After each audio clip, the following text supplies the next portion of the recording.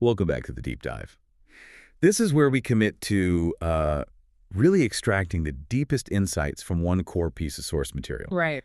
We try to bypass the obvious, look past the big set pieces, and really focus on those quiet moments that truly define a story. Mm-hmm. And today, we are not dwelling on the battles of Helm's Deep. We're not talking about the destruction of Isengard. No. We are drilling down into a single, deceptively brief, but just immensely profound chapter from The Two Towers, Book 4, Chapter 5. The Window on the West. Famously titled, The Window on the West. It might sound like, just background noise in the middle of this thunderous book, but this short chapter, this single intense encounter, is arguably one of Tolkien's most critical philosophical statements. How so? Well, we're moving the narrative from the realm of physical survival, all that exhausting travel that Frodo and Sam have been trapped in for months, to a sharp, immediate, and really high-stakes ethical test. That's exactly right. And our mission today is to take all the sources, the literary critiques, the fan arguments, the film analysis, the craft breakdowns, and just unpack the man at the center of this moral spotlight. Faramir. Faramir, Captain of Gondor. He is the character whose introduction created this immediate and lasting literary controversy, all because of his instantaneous resistance to the ring. It's a refusal so complete, so quick, that it has divided readers and scholars for generations. It really has. And the sources we've gathered, they give us all that crucial context.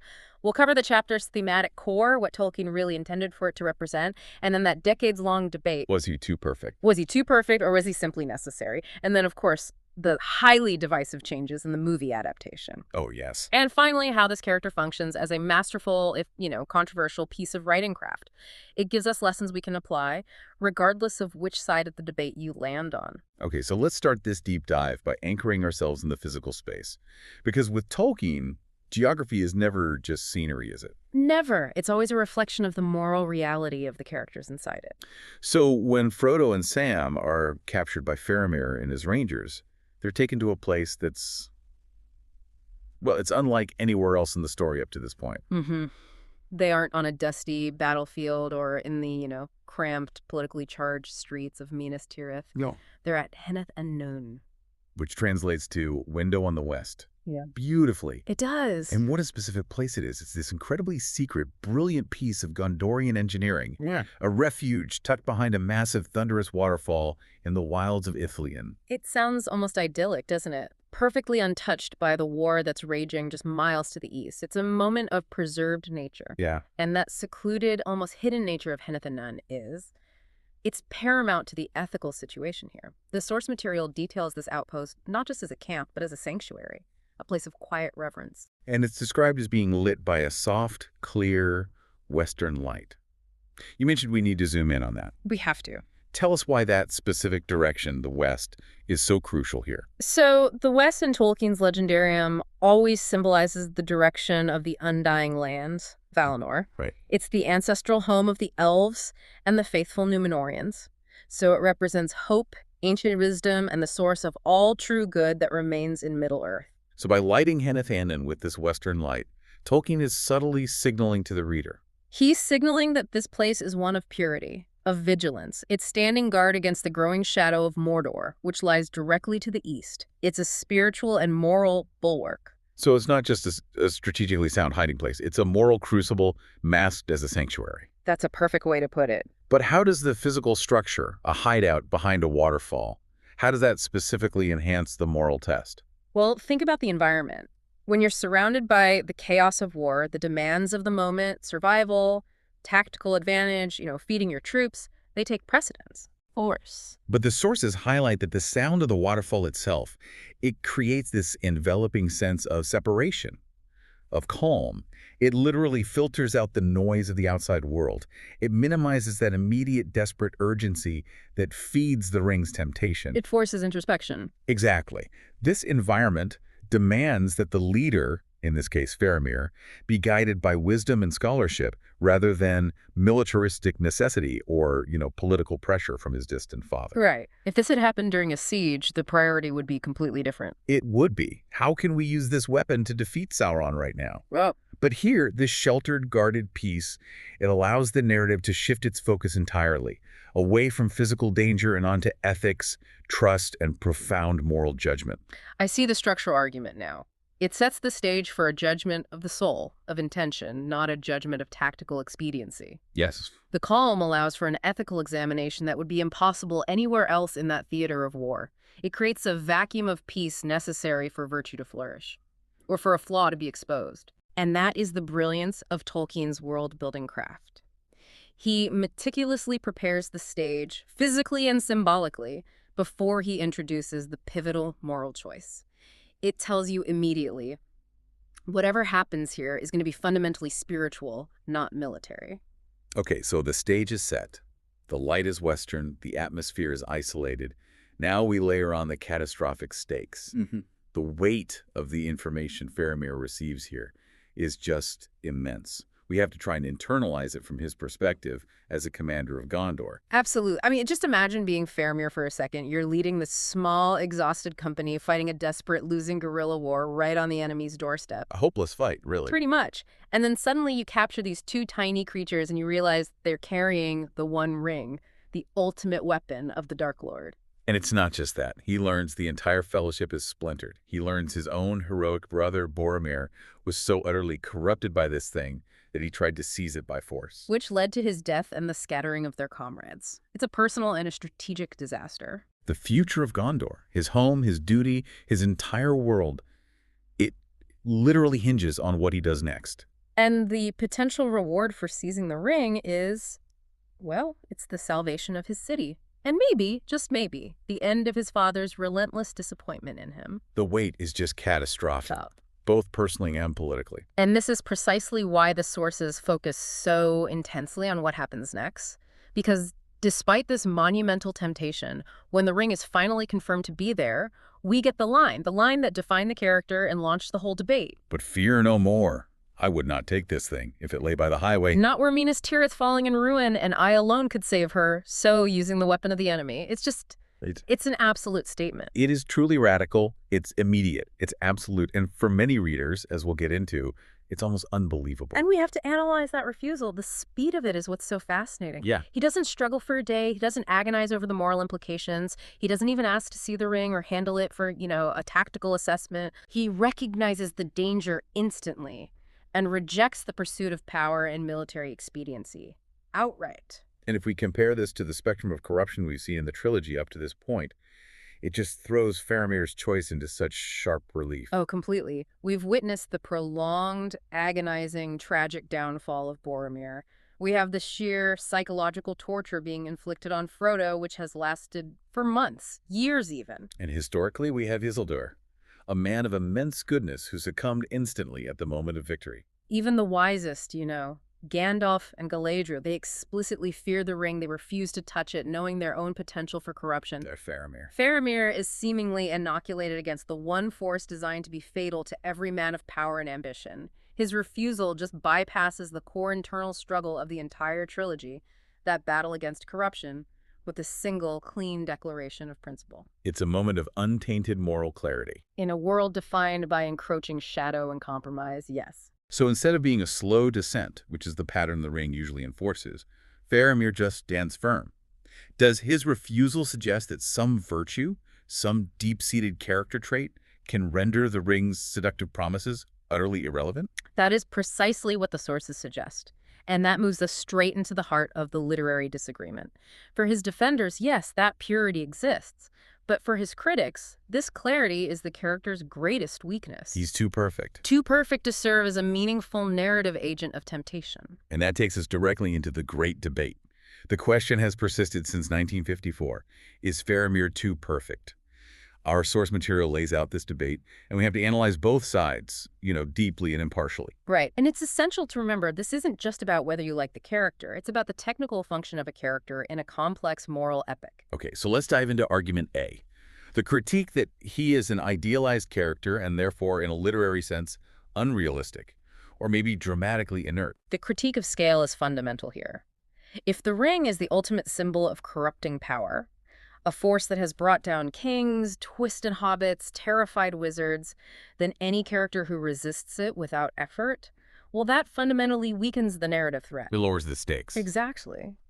Critics argue that when Faramir bypasses that struggle entirely, it feels like the author gave him plot immunity rather than earned resilience. And this is where the comparison to Galadriel becomes such a powerful piece of evidence for the critics, isn't it? Absolutely. Galadriel, who is elven, ancient, immensely powerful. Right. She struggles, visibly and dramatically. Her rejection involves that terrifying vision of herself as a tyrant, a moment of profound internal conflict that shakes her physically and spiritually. She has to actively diminish herself and choose to go to the west to avoid that outcome.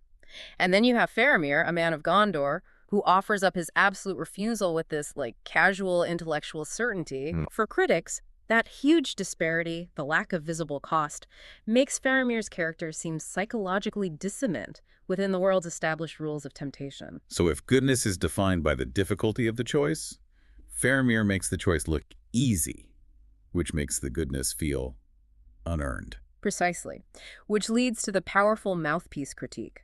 The view that Faramir functions primarily as Tolkien's moral mouthpiece for his philosophical ideals about true leadership. And what are the consequences of being a mouthpiece character? Well, if he's untempted, critics argue it's not because his psychology is inherently robust, but because the narrative required a perfect exemplar of Gondorian virtue. He had to stand in opposition to the militarism and pride that pervaded the city. He exists to deliver the message. Yes, that true strength lies in restraint and wisdom, and therefore he cannot be corrupted. He becomes a symbol first, a vessel for the author's moralizing, and a fleshed-out human second. He's simply too good to be dramatically useful as an agent of tension. Okay, now let's pivot and defend the craft here. Argument B, the intentional foil. This is the argument of the character's defenders, who see him as exceptional, necessary, and deliberately written as an intentional moral inversion. This side argues that to demand that Faramir's struggle is to fundamentally misunderstand his narrative function. He's not meant to be a relatable character defined by internal conflict. He is meant to be a moral counterpoint to the darkness. Providing critical light exactly when it's needed most. Exactly. He is deliberately written as a direct inversion of Boromir. Boromir sought power and was corrupted by pride and necessity. Faramir rejects power and embodies humility and restraint. And this reading suggests his resistance isn't cheap. It was cultivated long before this moment. So what are the specific sources of resistance that inoculate him, according to the sources? This idea of knowledge as armor. There are three critical intertwined factors. First, his deep engagement with the past. Specifically, his reverence for the lore and the scholarship surrounding the ring and the nature of the shadow. So he isn't reacting instinctively. No, he's reacting knowingly. He understands the history of Sauron's deception, that the ring only serves its master on an intellectual level. His refusal is a choice based on comprehensive knowledge, not just moral intuition. So the ring can't offer him a seductive lie because he already knows the truth about that lie. Exactly. The ring promises dominance, but Faramir knows that dominance achieved through the ring is slavery to the ultimate evil. His scholarship renders the temptation illogical. Okay. Second, and this is crucial, is his Númenórean heritage. Right. This is a complex piece of lore. We need to really elaborate on this for a minute. What does Númenórean heritage actually imply? And why does it grant resistance that the average man of Middle-earth lacks? Okay, so the Númenóreans were the Dúnedain. They were descendants of the ancient men who were granted exceptional longevity, strength, and wisdom by the Valar. The gods, basically. Right. And they were initially blessed because of their devotion to the West and their refusal of the lure of immortality and power. Now, while their kingdom eventually fell to pride and the fear of death, those with high bloodlines, like the stewards and the royal line, they retained some of that ancestral virtue. So Faramir's deep bloodline means he has an inherent spiritual disposition toward virtue, a legacy passed down through centuries of resisting the very evils the ring embodies. Correct. That heritage means he is predisposed to value wisdom over military might, and to understand the inherent corruptibility of earthly glory. His blood is metaphorically less tainted by the fear of death and the desire for conquest that drives the ring's power. Whereas Boromir's virtue was corrupted by the immediate demands of his city and his pride. And Faramir's virtue is anchored by the deep history and values of his ancestors. And that leads to the third factor. His genuine humility. And detachment from the pursuit of earthly glory or power. This is the psychological component. The ring promises kingship, supreme military might, the dominance necessary to defeat the enemy. And Faramir doesn't want any of that. He values lore, quiet leadership, justice. He's happiest in the woods, studying ancient things, not demanding the throne. If you don't desire what the ring offers, if your heart is set on different treasures, it has no leverage over you. It's an elegant solution to the temptation problem. Just remove the desire for the temptation itself. It is. So the conclusion for the defenders is that Faramir isn't flawed writing. He's simply a rare, preserved example of the ideal man, saved precisely by his devotion to the past, his bloodline, and his lack of ambition. He's not unrealistic within the context of Tolkien's mythos, but he is certainly exceptional. And that exceptionalism serves a profound narrative purpose that goes way beyond his individual character arc. And the moment Faramir was put to the screen, this whole debate just exploded all over again. Peter Jackson's film adaptation of The Two Towers is structurally dependent on dramatic conflict, and the cinematic version of Faramir fundamentally alters his narrative arc. It really does. The cinematic version sparked a second ferocious controversy. And the essential conflict centered on this. Did the film fix his perceived lack of internal struggle and make him dramatically viable? Or did it fundamentally ruin the moral purity Tolkien intended? Let's detail the specific and, for many, painful changes that the film implemented. They're significant. Okay, so in the book, Faramir conducts his interrogation, he feeds the hobbits, shares a respectful conversation, acknowledges Frodo's quest, and sets them free. Quickly and gently. No temptation, no moment of aggression. Zero. The film is the complete opposite. Faramir captures Frodo and Sam, confiscates the ring, takes possession of the quest. He's explicitly tempted by it. And he drags them, essentially as prisoners, toward the besieged, ruined city of Osgiliath. Intending to take the weapon to his father, Denethor. And that whole detour to Osgiliath is entirely absent in the book, yet it defines the cinematic Faramir. That detour is the engine of the film's drama. It forces Faramir to overcome temptation in a highly dramatic, visual, and cinematic struggle, which is often explicitly linked to his crippling desire to finally gain his father's love and approval by bringing him this mighty gift. Okay, so let's be fair and thoroughly examine the arguments for the film version. What was the defense for abandoning Tolkien's choice of purity? Well, the primary argument is that it gave Faramir greater depth and made him functionally relatable. By showing him wrestle with the same dark urges that consumed his brother, he stopped being a philosophical symbol and became a flawed, recognizable human hero. Which modern audiences are conditioned to relate to. Paragons are tough. Exactly. The struggle makes the eventual refusal earned in a way that viewers could appreciate.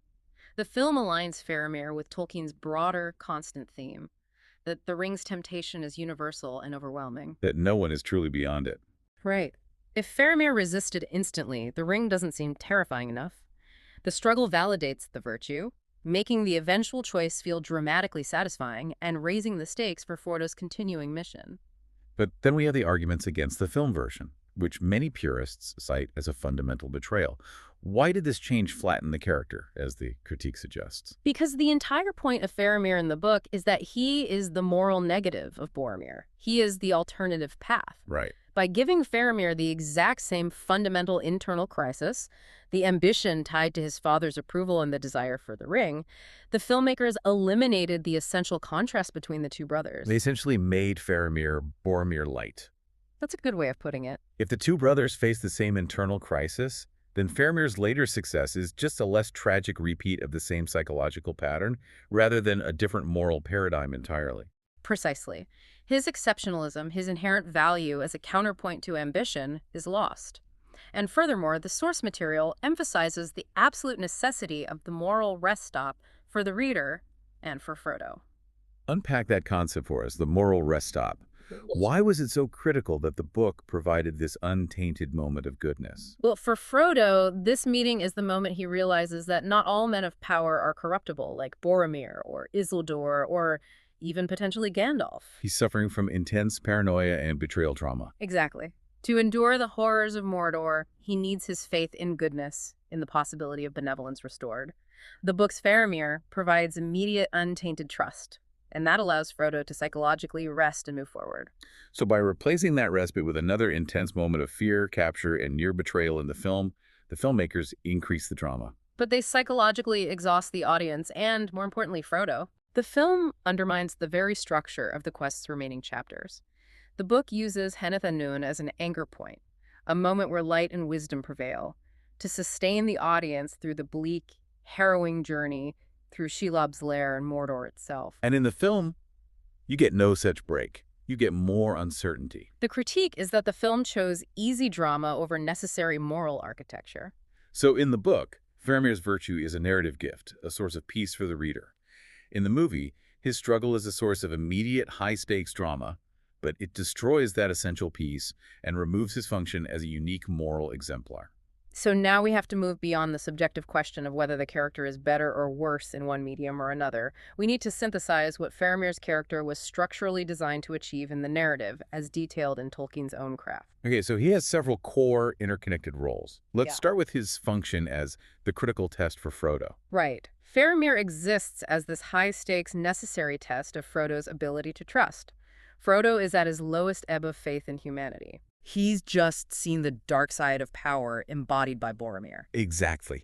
And if Faramir had succumbed, even for a moment, Frodo would likely have broken entirely. He would have realized that if this quiet, philosophical man can't resist, then no man of high station can.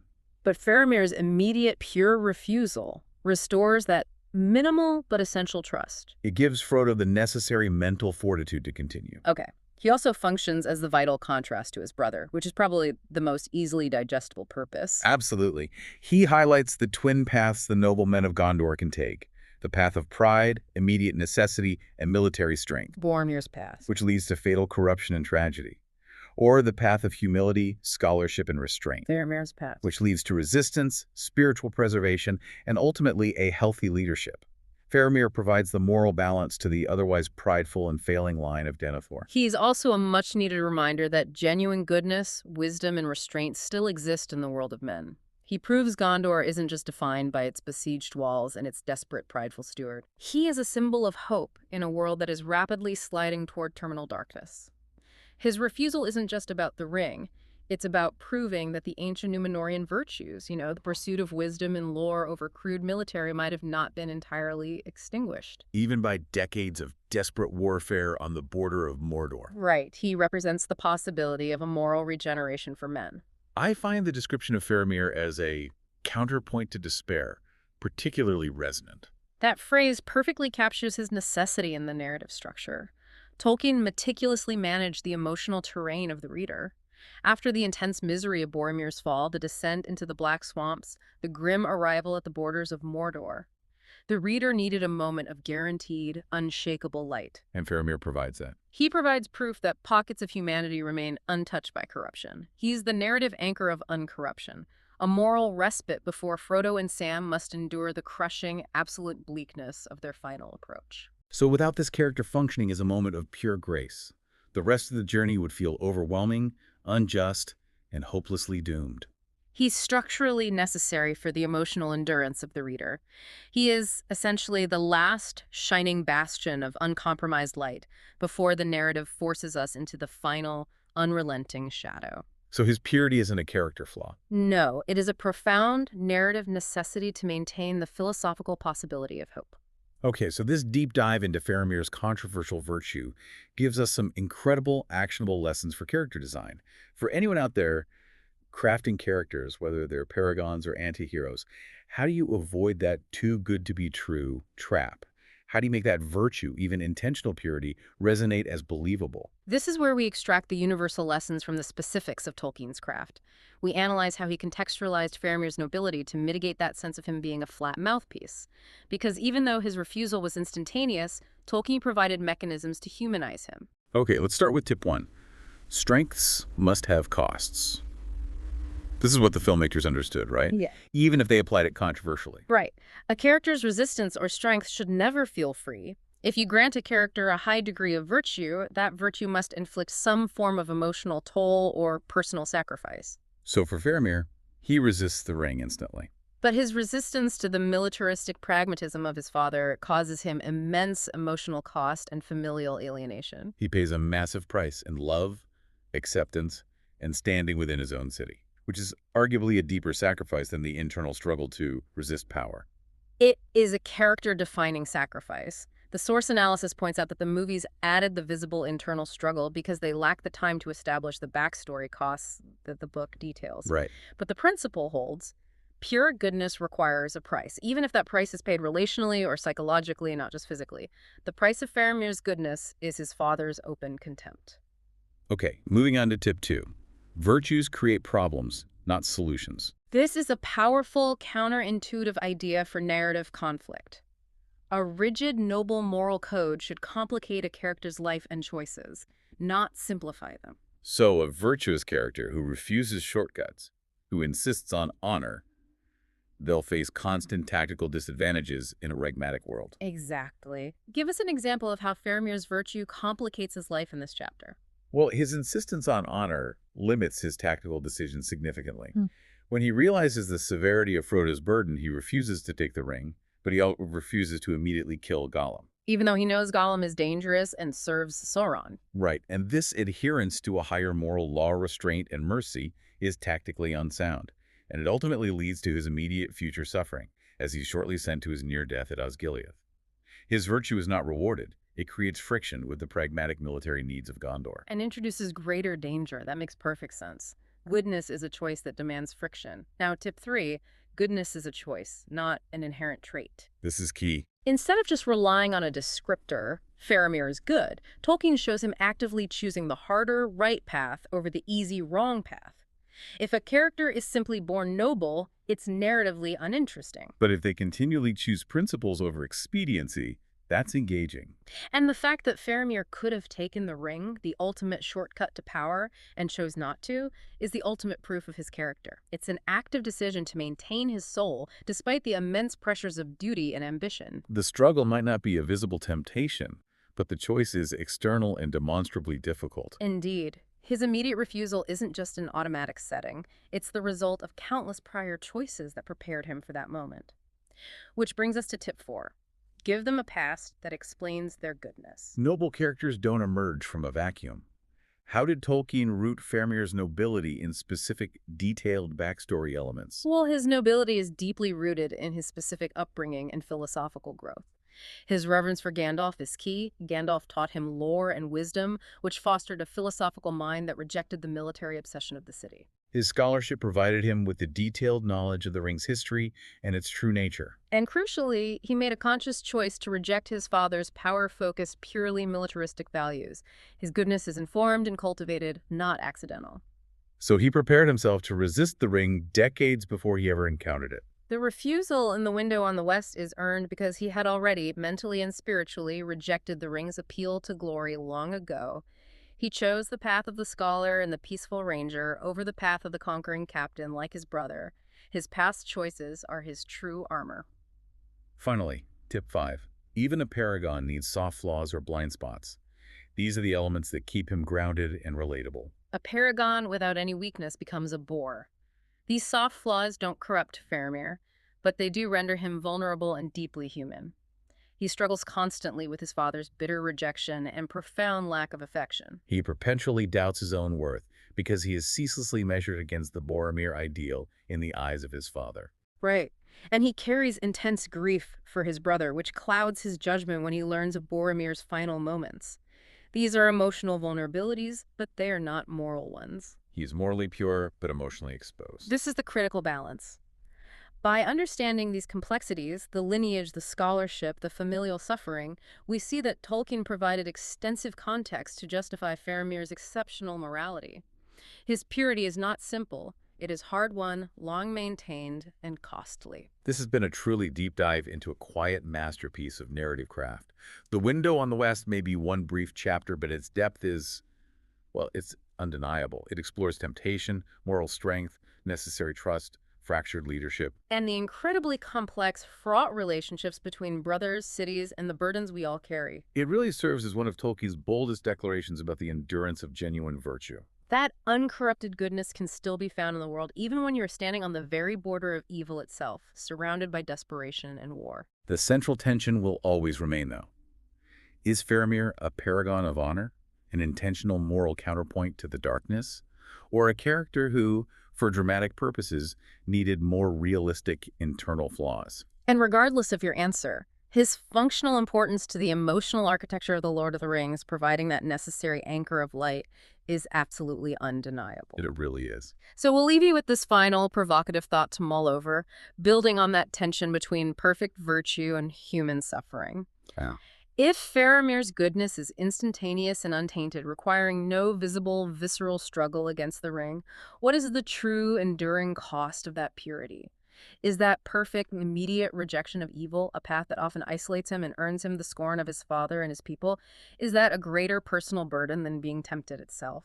Perhaps the truly noble character must endure the hidden pain of knowing the path of least resistance, yet never choosing it, while receiving no credit for the profound internal war of principle that the rest of the world never even sees. An anchor in the deep darkness indeed. Thank you for joining us for this deep dive.